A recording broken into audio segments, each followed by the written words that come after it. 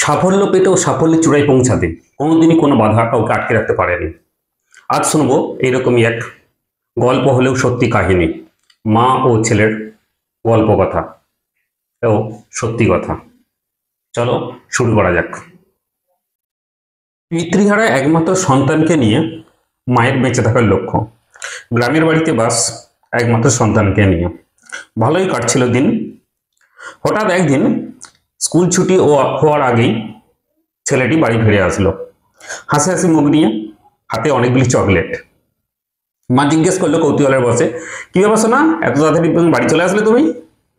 মা, মাস্টারমশাই আমাকে আজকে একটু তাড়াতাড়ি ছুটি দিয়ে দিয়েছেন। কেন, কি হয়েছে? জানি না, দেখো আমার হাতে কতগুলো চকলেট দিয়েছেন, আর তোমার জন্যই চিঠিখানা। মায়ের হাতে চিঠিখানা ধরিয়ে দিয়ে ছেলেটি চকলেট খেতে লাগলেন একটি। মা চিঠিটা খুলে পড়তে লাগলেন এবং পড়তে পড়তে অঝরে কান্না চলে এলো। ছেলেটি মায়ের কান্না দেখে জিজ্ঞেস করলো, কি হয়েছে মা, তুমি কাঁদছো কেন? না বাবা, এটা আনন্দের কান্না, তুমি বুঝবে না। মাস্টারমশাই কি লিখেছেন চিঠিতে? মা নিজের মতো করে চিঠিটি খুলে পড়ে শোনাতে লাগলো ছেলেটিকে। ম্যাডাম, আপনার ছেলেটি সাংঘাতিক জিনিয়াস।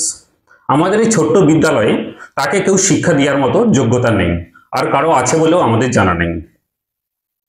আপনার কাছে অনুরোধ, আমাদের বিদ্যালয় থেকে ছেলেকে নিয়ে গিয়ে শহরের কোনো বড় স্কুলে শিক্ষাদানের ব্যবস্থা করুন। চিঠিখানা পড়া শেষ করে ছেলেটিকে বুকে জড়িয়ে ধরে নিয়ে কাঁদতে কাঁদতে বললেন, এই জিনিয়াসকে কেউ পড়াতে পারবে না, আমি পড়াবো এই জিনিয়াসকে, এবং পৃথিবীর সব থেকে উচ্চশিক্ষিত একটি মানুষ গড়ে তুলব। এই বলে মা কাঁদতে লাগলেন এবং মা নিজেই শিক্ষা দিয়ে ছেলেটিকে যুক্তরাষ্ট্রের তথা সমগ্র পৃথিবীর একটি শ্রেষ্ঠ বৈজ্ঞানিক গড়ে তুললেন, যিনি হলেন টমাস অ্যালভা এডিসন, যার আবিষ্কারের শ্রেষ্ঠ কয়েকটি জিনিস হলো গ্রামোফোন, ভিডিও ক্যামেরা, বৈদ্যুতিক বাল্ব ইত্যাদি।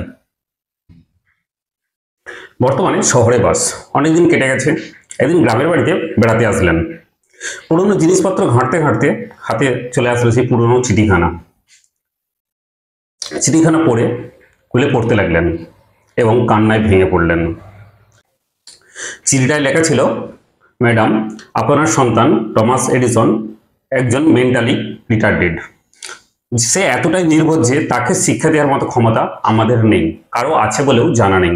চিঠিটা পড়ে কান্নায় ভেঙে পড়লেন এবং মাটিতে বসে পড়লেন। আজ বারে বারে মনে পড়ছে তার মাকে, বারে বারে ছোটবেলার কথা মনে পড়ছে, যখন সেই চিঠিখানা পড়িয়ে শুনিয়েছিলেন তার মা। আজ তার মা তার সাথে নেই, বিদায় নিয়েছে তাকে ছেড়ে এবং পৃথিবী ছেড়ে। বারে বারে ফিরে আসুক এইরকম মা, হাজারো জন্ম নিক, হাজারো তৈরি হোক এইরকম অ্যালভা এডিসনের মতো শয়ে শয়ে বিশ্ববিখ্যাত বৈজ্ঞানিক। সবাই ভালো থাকবেন, সবাইকে ভালো রাখবেন। ধন্যবাদ সবাইকে সাথে থাকার জন্য। আবার দেখা হবে পরের ভিডিওতে।